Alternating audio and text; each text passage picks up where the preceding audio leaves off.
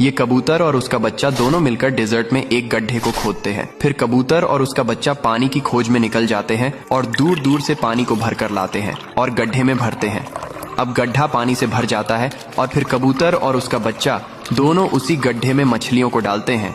अब धीरे धीरे मछलियां बड़ी हो जाती हैं और कबूतर और उसका बच्चा दोनों मछलियों की रखवाली करते हैं। लेकिन एक दिन बड़ा हरामी भालू आता है और गड्ढे की सभी मछलियों को गपागप खाने लगता है। जब कबूतर और उसका बच्चा ये सब देखते हैं तो बहुत रोने लगते हैं क्योंकि किसी ने लाइक सब्सक्राइब नहीं किया।